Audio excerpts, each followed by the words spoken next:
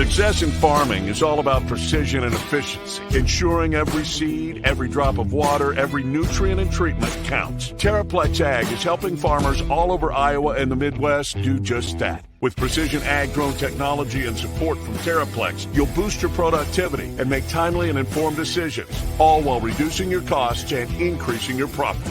It's time to revolutionize your farming. Harvest the benefits with Terraplex Ag. Visit TerraplexAg.com.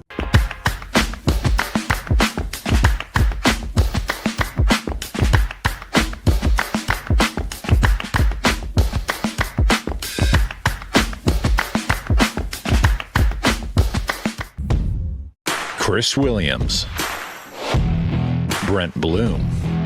From the Northwest Bank Studios, it's Williams and Blum, presented by Mechdyne on the Cyclone Fanatic Podcast Network. What is up? Super late installment of the show tonight. I apologize for that. We're actually starting this show at about 10:30 at night. I know a lot of you have been waiting, and we apologize for that.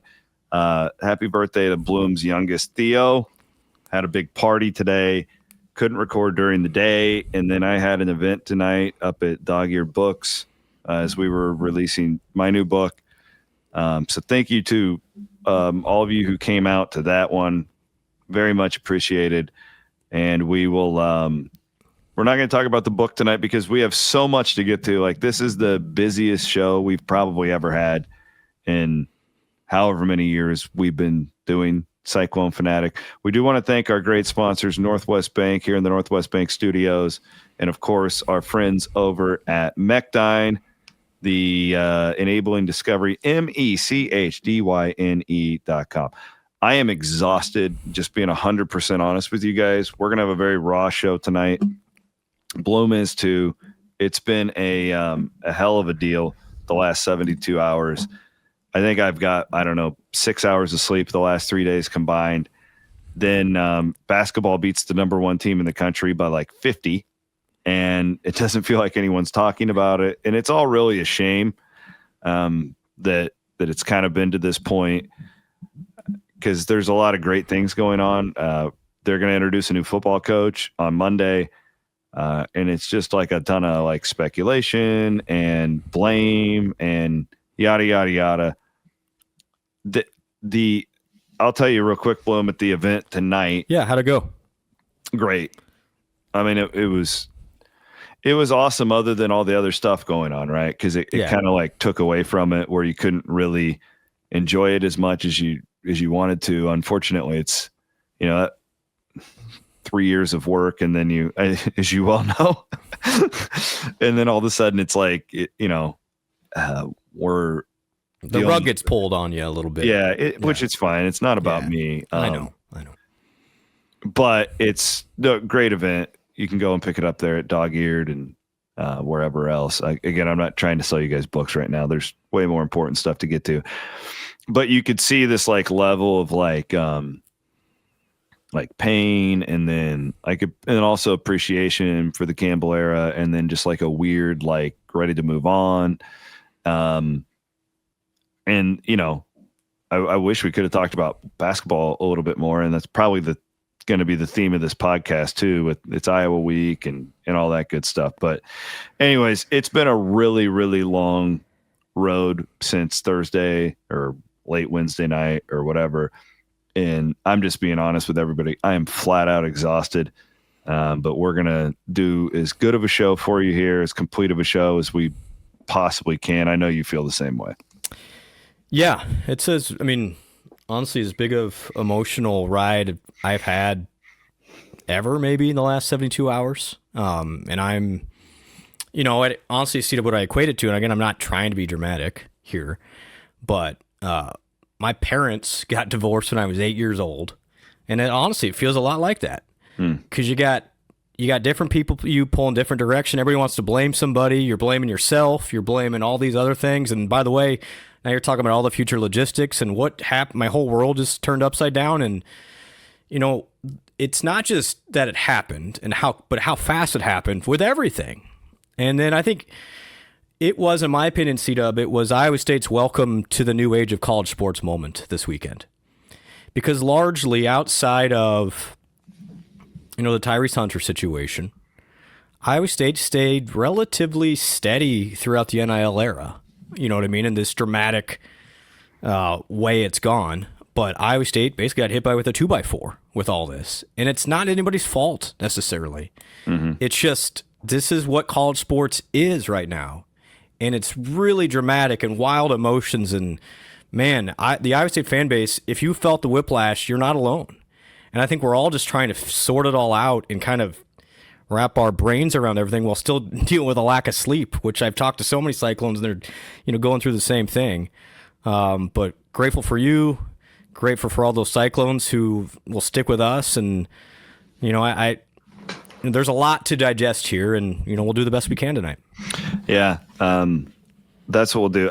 I'm kind of past the point, the stages of grief or whatever. However, well, it's I'm ready to move true on. though. Yeah, I know, but a lot of people aren't, and that's you don't know where people are right now. Yeah, and I do, and we're gonna go through it all because I don't want to. It's funny. I got asked at that event tonight. They asked me about being the voice of the fan, and I said I'm not, because all fans are different, and my thoughts and is completely different than the guy sitting in section 112 or whatever. So let's dig right in. So Campbell, and we were blown away by this because if you listen to Wednesday's show, we were very confident this wouldn't be a thing. Naively, apparently.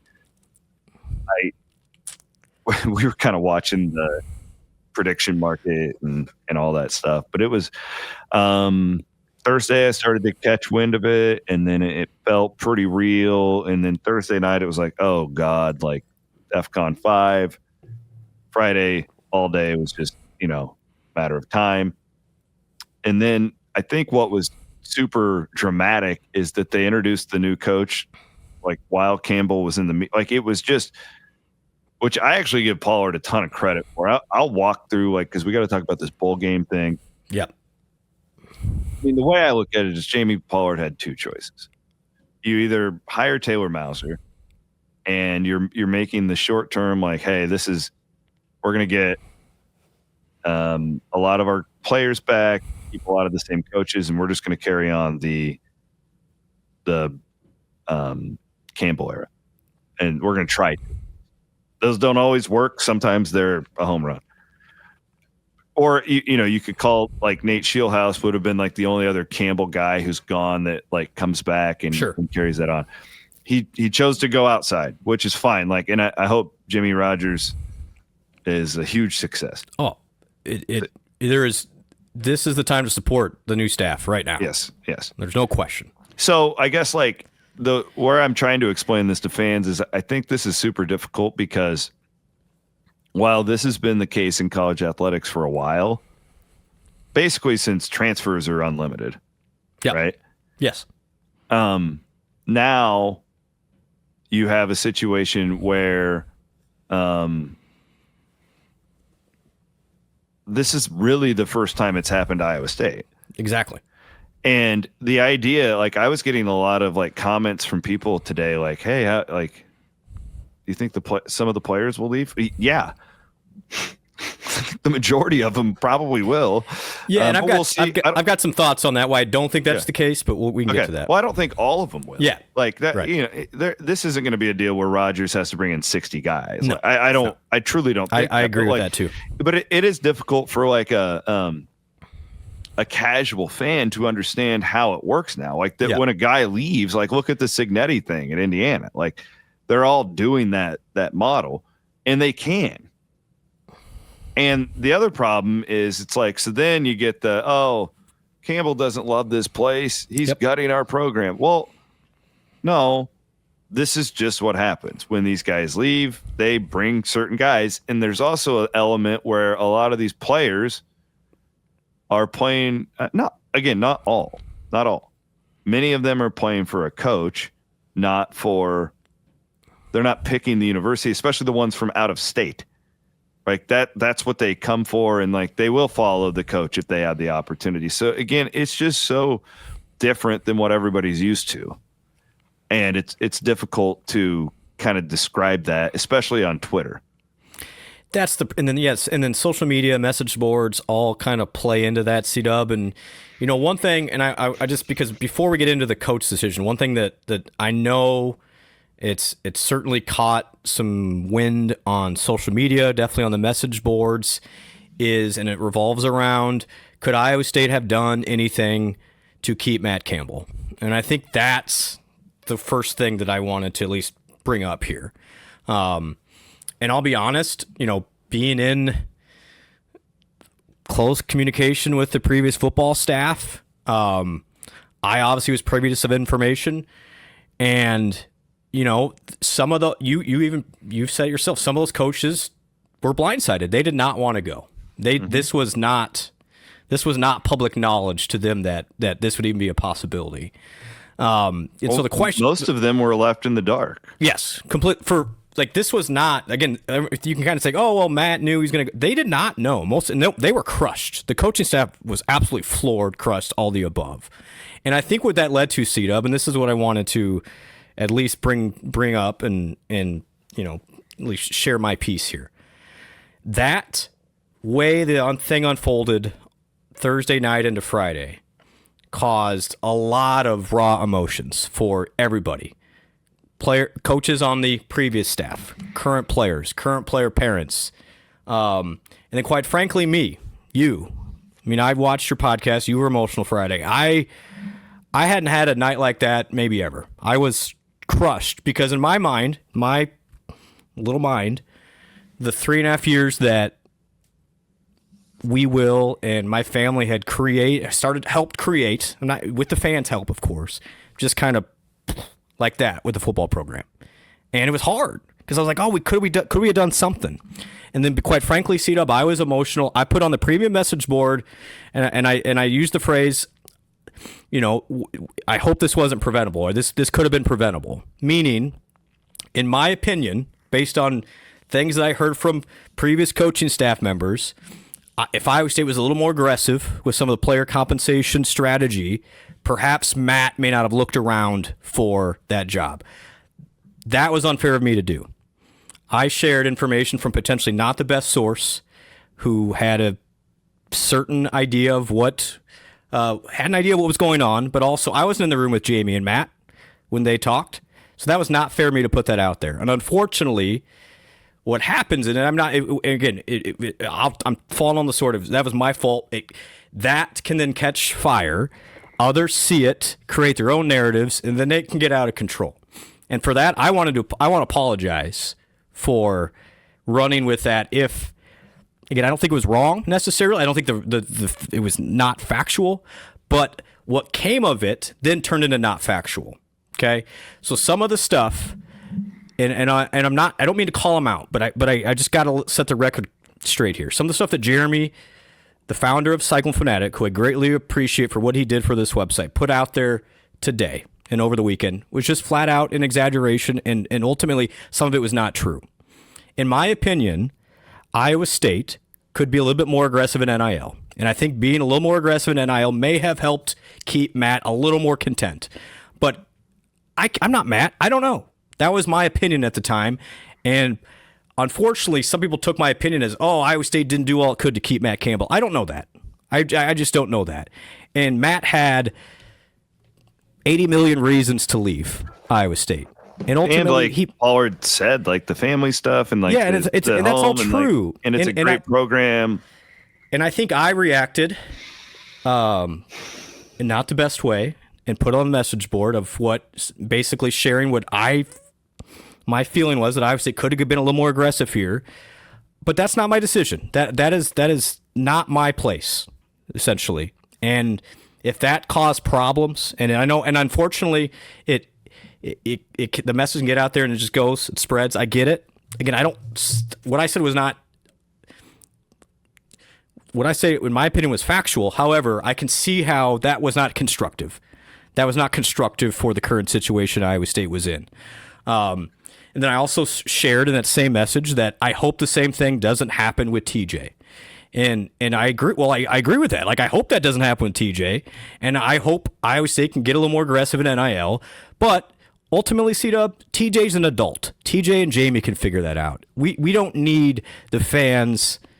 And like, you guys are passionate. I love it. And I'm the same. Listen, I was the same boat. We don't need the fans telling people what to do here. TJ knows how to run his program, clearly. TJ and Jamie can talk.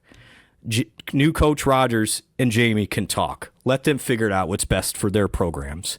And I had to learn a hard lesson this weekend that, which I'm honored, but what I can say, even on a premium message board, can get taken and run with. And if it caused hurt and damage to the Iowa State Athletic Department in any capacity, that really hurts me.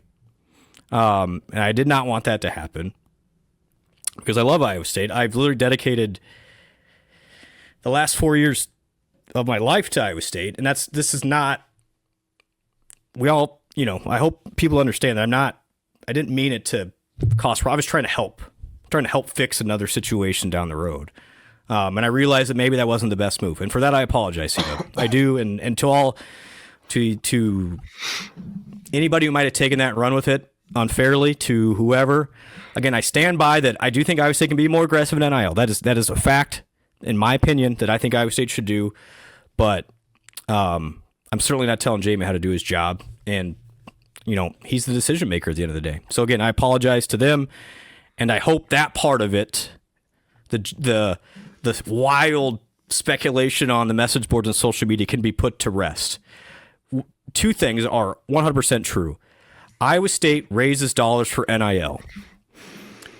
Jamie then gives each sport a budget. They can do whatever they want with that budget. Jamie Pollard is not going out and saying, okay, Killian Torrey only gets that much money. That is not the case.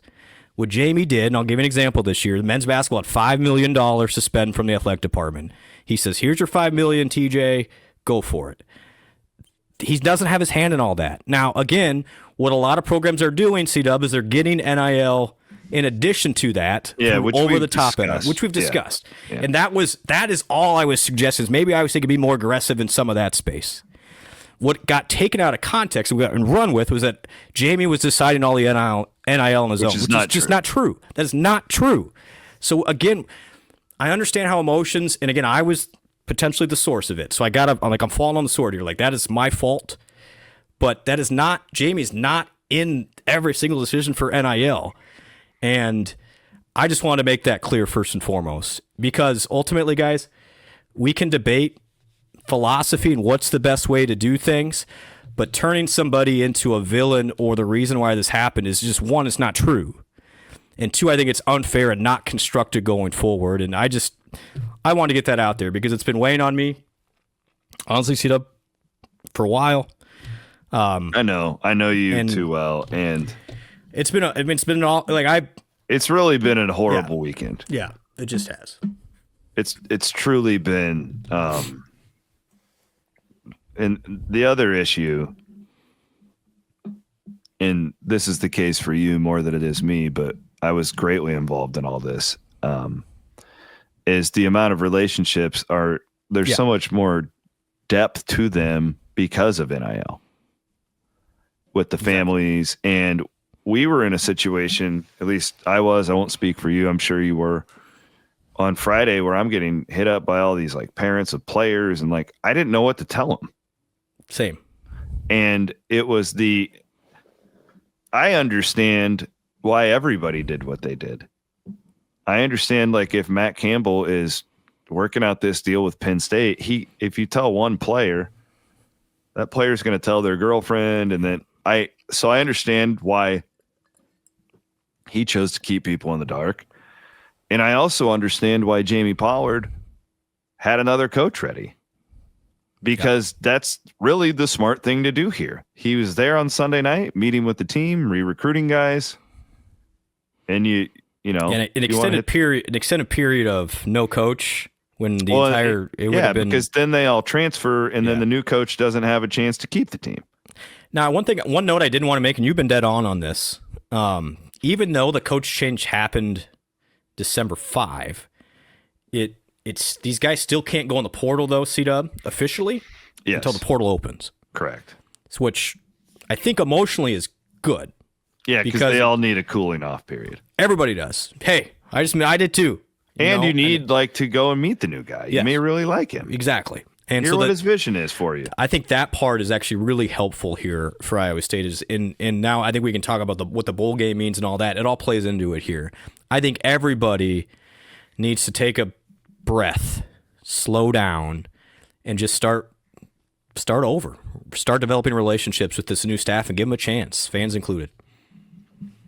We'll move on unless you think that you have anything else that you would. No, I just say in the world these days, things can just kind of get carried away and develop their own legs that aren't there. And I think in regards to Jamie's input and control over NIL, that thing got way out of control. It's just not true. Okay. Now, I think there's a difference. There's a philosophical difference of what the previous staff had in Jamie in regards to extra NIL. That is fair. But yeah, but I again, it's at this point, guys, it is what it like. Can I just be the middle ground too? Yeah. I don't understand. Yeah, go ahead. The basketball staff, the women's basketball staff, the volleyball staff, ultimately they all want what's best for their programs. Facts. Jamie's job is to look out for everything. Yes. And again, like you could be a fan, and again, I'm not telling you what to think. Some fans want all the sports to be really good. Some fans only care about football. Some fans only care about basketball, right? Like, and that to me is open for debate. That's where I see the problem, and I'm not as close to the money. I don't even understand it, to be honest. I don't understand the going over the top. Like I know I'm an idiot with it. The other problem, what I saw over the weekend, is people they were taking things out of context and they truly didn't even understand what they were talking about. Correct. So I listen. The problem I have with even having this conversation is I'm guessing a lot of our audience doesn't even know about it. I know. I understand that too. They just want to hear about the Purdue game and the new football. We're going to get there, but I would just, I think for everybody taking a step, again, I just want to get that out there. And one thing I want to make clear, Iowa State players are all allowed to go get their own NIL stuff. And we've seen it on Cyclone Fanatic. Audie Crooks' fairway deal. All that's through Audie and Audie's agent. That goes straight to Audie. Iowa State's not touching that. So again, it just got totally carried away that any NIL deal that the players are getting, it's all going to Jamie Pollard's budget. That's not true. That is just not true. And I just wanted to make that clear. And so it's a very confusing topic. And unfortunately, welcome to America, when you have nuance in a topic, everyone looks for the simplest answer and a villain, ultimately. Yeah. So it's in my opinion, at least, it's, Matt wanted more NIL. Therefore, he didn't get it. Every coach wants more NIL. Exactly. 100%. Yeah. And this is where, and honestly, in some aspects, C-Dub, the info I was getting from some on the previous staff, it ultimately would help their program. So you have to ask yourself, now I got to ask myself, wait a second, what's the truth here? Okay. But then also, everybody wants more, but you're right. It's a hard job in 2025 in college athletics. It really is. No matter what, everybody's job is hard. It's hard to cover it. And I think this was an introduction for a lot of fans of what a lot of other schools have gone through. And, all you can do is learn from it. But what I would just say is stopping supporting Iowa State is just not the answer. That is not the answer. And the extra frustrating part for me, C-Dub, in regards to the revenue conversation is this would not even have been a hot topic, a conversation of, how do you spend NIL if Iowa State was getting proper funding from a lot of places, which we've talked about on here. I mean, Jamie's not the one that decides that the Big 12 took less money to get those four corner schools in. Jamie's not the one to decide that the state of Iowa doesn't support like a lot of other states support their college programs. All these things can be true. And so he's kind of put in a tough spot of how do I manage this? How do I keep my coaches happy with my budget? I don't want to cut sports. I don't want to cut staff. I understand all that. And so I think it gets really overly simplified from the common fan or just the common Facebook commenter to think, That's their fault. They got to go. When in reality, it's a little bit more nuanced to that. And Jamie gets paid well. He gets paid to make the big decisions. And this is a decision that he made. And he's made a lot of great decisions at Iowa State. And, I think instead, you nailed it when we started. The biggest thing here was instead of trying to keep that Campbell continuity going with Mauser or somebody else from the staff, he elected, in lack of a better term, to rip the Band-Aid off and start a new program. I think it's hard for some people, but ultimately, I do think. But the majority of fans on that context would not have said hire Taylor Mauser. No, they wouldn't. It would have been just as 100%.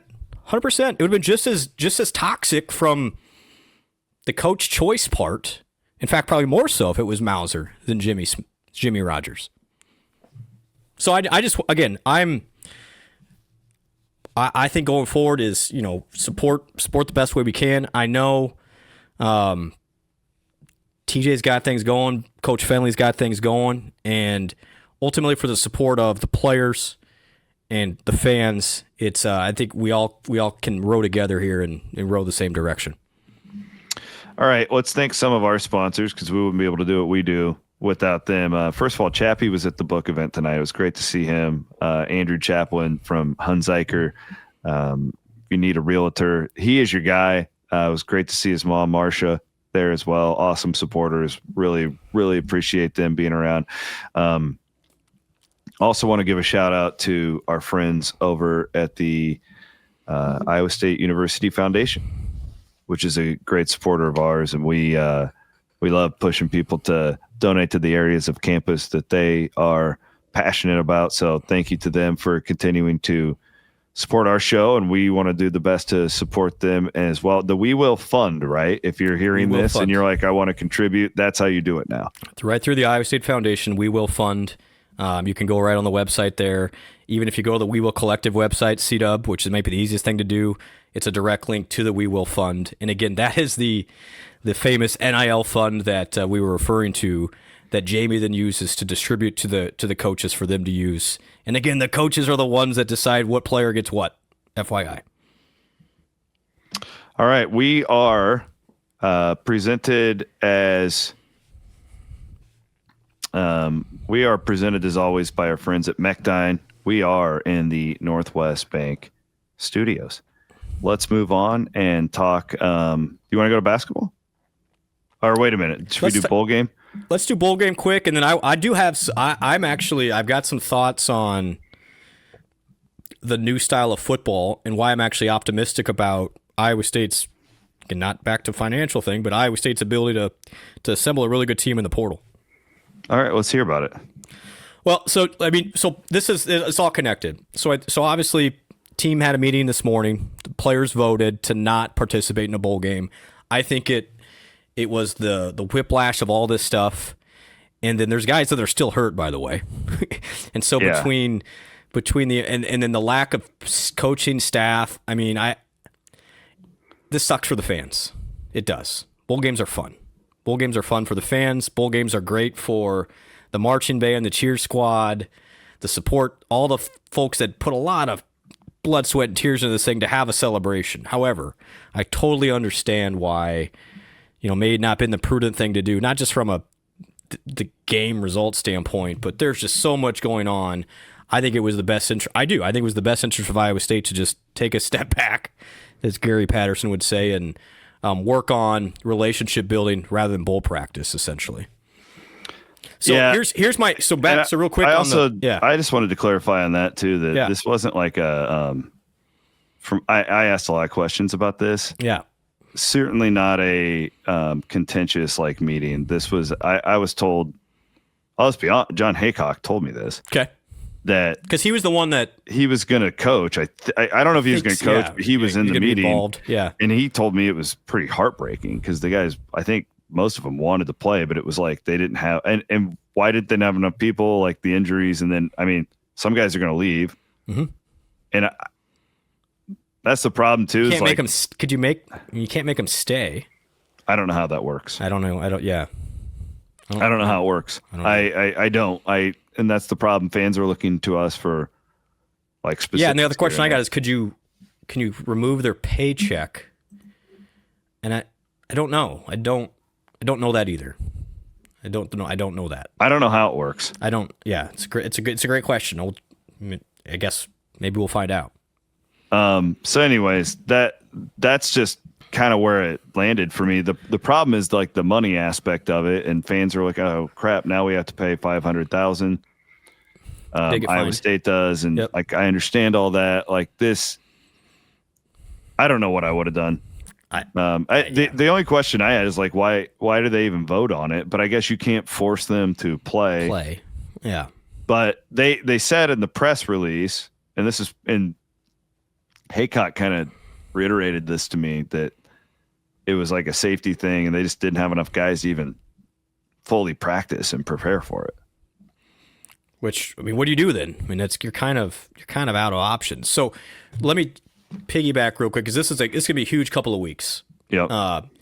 So Coach Rogers gets in tonight. He brought his new GM with him, and they're going to start working right now on retaining the roster, job number one, and the recruiting class. But here's why I'm optimistic. I think your first blush, you're like, oh my gosh, everybody's going to go. The good news here is, because Iowa State's in the Big 12 and fully funded from revenue sharing, okay, I'm going to get you back in the numbers game. Iowa State will have, I don't know the exact number, somewhere in the $13 to $15 million range, C-Dub, to spend on its football players next year.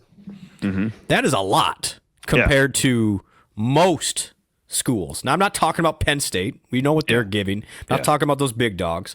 I'm saying Washington State, for example, spent $4.5 million last year. That's what they had in rev share for football. I just looked it up.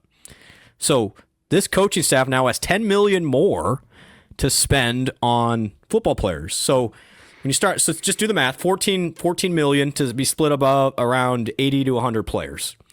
So yes, the big name guys, your marquee guys, you can name them. You know, your Neals and your Burkles and your Bramers may be harder to keep because those guys are going to get big time offers from everybody. Yeah. However, I would say for the majority of players on Iowa State's roster right now, scholarship players, Iowa State will be able to offer as much as anybody relative to the market rate. Because you have to keep in mind here, even those big schools, I mean, they're not going to, candidly, they're not going to offer a second teamer for Iowa State. There's not. Now, they will go after Iowa State's top 10, top 15 players. But generally, I think, in my opinion, Iowa State will be able to financially, just financially, compete with pretty much 75% of the roster and be just fine. Now, will those guys stay? Again, finances aren't everything. It's not just money for a lot of these guys. But this actually, like I talked about for the months previous, Iowa State's in a better position NIL-wise relative to the monsters and the rest of the peers than it has been, because it does have that 14 or 15 million to spend next year, and they're going to use it. And so even if some of the guys leave, C-Dub, Iowa State's going to have a lot of resources here to do some work in the portal. So it's going to be a really active 6 weeks, and I'm actually quite optimistic that they'll retain more players. It's not going to be money. Now, again, not the top 10 guys are different. Okay, put them up there. Yeah. You know what I'm saying? I'm saying there's 105 guys on a football roster. Well, a lot of these defensive guys may really want to play for him too. And that's where I wanted to go next. Possible. Like you can't just, I don't know. This is why it was smart to get a guy in early so he can come and start building those relationships before the portal opens. Exactly. And Iowa State's got some really good defensive players. And if you just watch Washington State at all this year, look at their numbers, really impressive defensively. I have no doubts with the staff that Rogers is bringing in on the defensive side, and he's a defensive guy too, that this team is going to be really, really solid defensively in its system. And I think Iowa State's got some good players that can really fit in well with that system, with Neal included there. So again, hoping for the best there, but I really like how his defensive philosophy could mesh with the type of talent you can get in Ames on the defensive side. Offense is another question, but I think we'll learn more about that in the next couple of days. Yeah, that was my thing on the bowl, because I I was reading, and I didn't know. Again, like I was at church this morning. To be honest, like it's been such a whirlwind. My daughters were singing in church for Christmas, and Brent, was so out of it. I forgot that today was the bowl game. Oh, the selection show? Yeah, like and church started at 10:30, so it was all going. I completely forgot about all this. And I got out, and it was like I'm reading all these like messages, and it was like, oh, this like contentious, and I asked John, and he said it was actually quite pleasant as far as this one goes. I don't know about the deal Friday night. Yeah. Like I don't know. Like that was so raw. Like I can't blame anyone for being upset at any moment, and like that's just part of the deal. But this one, I actually really feel bad for like seniors who probably wanted to play in that, because not everybody didn't want to play. You know, like that's not how anything works. Just and those guys earned that. They earned that opportunity. It's fun. Bowl weeks are fun. Yeah, and it's also like knowing how Jamie Pollard feels about bowl games. I can't imagine like. As of Friday night, they wanted to play in one, like the institution did. So like it's just so hard. But it wasn't like guys are yelling, and that's not what this meeting was like. Again, we're just reporting facts to you. Yeah, and this came straight from John. Told me this. So and he's as trustworthy of a guy as possible. Yeah, and it just FYI, it was announced that he will be joining Matt with Penn State, so he's not going to retire, which we had thought, he might consider this offseason, but he's going to go join Matt at Penn State. And just candidly, I would say most of the staff will as well. For the previous staff, I should say. Previous staff. All right. Can we just talk about the Purdue game, please? We needed it. Needed it bad. That'll be one of the more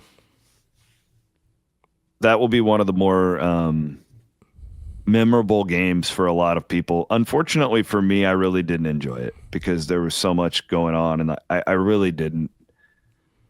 I was so stressed out, and just it wasn't that fun. Someday I'm going to go back and watch it again, and I'll watch it again. But I was so happy when we were doing post game, Jake, Brent, and I, to just see the joy, and everybody just needed that, and just to give the ass whooping to the number one team in the country like that on their home floor. It was really, really incredible.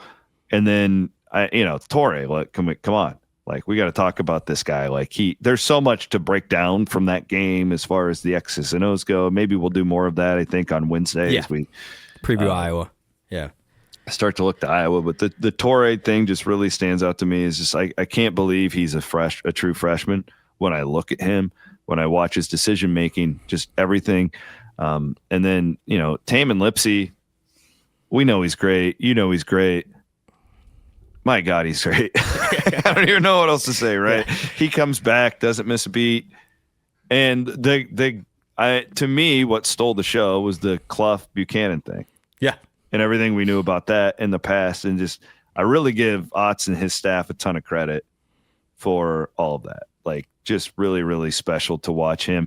And Clough played really well, by the way. Yeah, he's nice. He really doesn't good player. suck. Like, I'm not going to do that thing. I'd love for him to be. I was happy for Blake, though. I was happy for Blake. Yeah, but Blake, he just keeps getting better and so does Plata. Like, Plata played really nice minutes in that game. So highly, highly optimistic. Yeah, how good was Momchilovic again? I mean, that guy was just automatic. It was awesome, and it's just crazy that's now 3 times Iowa State's beaten a number 1 ranked team under TJ. That's incredible. That alone is incredible, and none of them, C-Dub, none of those games were at Hilton. It was North Carolina. You were at that game, right, in Portland? The North Carolina game. Did you do that? Yeah, I did. I called that game. Yep. So that was Caleb Grill went nuts, and then beat Houston in the Big 12 championship when Houston was ranked number 1. That was in Kansas City, obviously, and then obviously at Mackey, but. This was, in my opinion, the Houston game for sure, and then, gosh, almost all the way go back to the 2000 NCAA tournament with UCLA of most impressive, dominant performances over a really good team. And considering the circumstances of what Iowa State fans were going through, makes you wonder if there's their little Providence there helping out, because I think the entire Cyclone Nation needed that, and they're obviously it's playing so great right now. And if you put your analytical hat on, Purdue didn't shoot it great, but Iowa State's defense continues to bring it, and our buddy Kenneth Pomeroy has Iowa State now in the top 4. So I'll be curious. Number 2, I think. Oh, is it number 2 now? Yeah. I bet. What do you think? They're probably ranked number 4 when the poll comes out. Sorry, I'm yawning. Number 2. It's been a week. Number 2 on Ken Pom, offense 6, defense 2. Currently a 12-point favorite over Iowa, according to Ken Pom. Which that Iowa game is a quad 1, which is great. Yeah. That's not going to be. It's not just going to be the biggest thing. This is the point I would make from the Purdue win. That's maybe not obvious. It's not surface level. Is that very well could be a seed line changer come the NCAA tournament. Absolutely. That could put you from being a 2 seed to a 1 seed. Because just Purdue's, that win alone. Well, Purdue's going to be right there. Yeah. So if they do head to head, and you're gonna say we went on your home floor and won by 25 or whatever it turned out to be. That is going to have monster ramifications, and not to even just mention the confidence build alone for the Iowa State players. You literally just went into the number 1 ranked team and won by 25. You can beat anybody, and Iowa State's going to start getting it this week. It's going to be a fun week for the national media to start talking about Iowa State being a Final Four contender, and it is legit. It is legit. Just really happy for the guys, happy for TJ, and happy for the fans. Man, that's one thing that I wanted to say to you. Boy, it can be brutal being a college sports fan right now. You're getting asked and asked and asked, and you feel helpless sometimes. So I was just really happy for that moment for everybody. Yeah, and then you have this week with the. I'm oddly as excited about the women's game. I think that might even mean more. Just because Bill's had a harder time with them, and they just dropped 100 today. I know, like nothing. I am so excited to watch and see what this team does. Because listen, we talk about the men more, right? Yes. Right or wrong, we just do. I think the women's team is a legitimate Final Four contender as well. And I said it after their exhibition. And I thought maybe I was jumping the gun, but I was confident. I think this is Fenway's best team. And I think Wednesday night is going to be just as fascinating. Get your popcorn ready as Thursday. I agree with that. Yeah, I mean, I would say women's college basketball C-Dub, and this is a little more top heavy, meaning those top 3 to 4 are just it's just sometimes a different ball game. But I would say it's right there, right in that tier 1B potentially. And the thing about the Big 12 is it's not as good as it used to be. So TCU's good, Baylor's good. There's a world where Iowa State can run off a bunch of wins in conference too. So this is a realistic possibility. You've got potential 1 and 2 seeds playing in Hilton Coliseum in the NCAA tournament this year. I mean, I think that's very. Look at the rankings. One's going to be 4th. The other one will probably be 9th tomorrow. I mean, that's never happened before. It's never happened.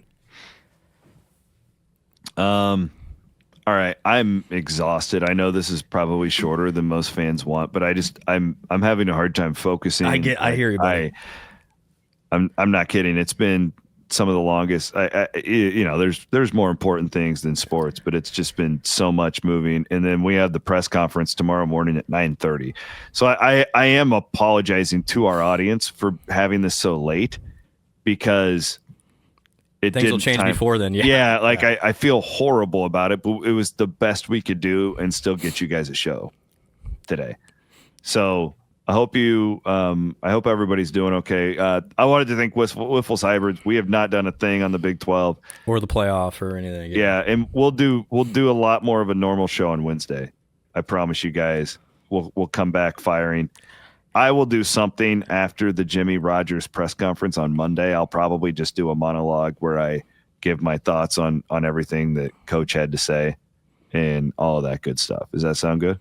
Yeah, it sounds good. I mean, I just, C-Dub, I think for all of us, just try and get some rest and recalibrate. We've been through a lot in the last 72 hours, so hang in there, everybody. It's okay to grieve. I mean, that's the thing, C-Dub. It was an amazing 10 years.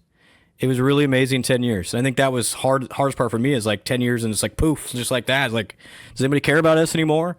And you want to blame somebody, and unfortunately that can go the wrong way a lot of times, especially in the social media world.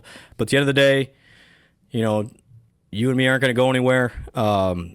Both love Iowa State, and I think cooler heads will prevail in a lot of ways, and certainly thank the previous staff, but also know that it serves no help or serves no purpose other than to do all we can to help Coach Rogers and this group of players, because they're going to need all the support they can get.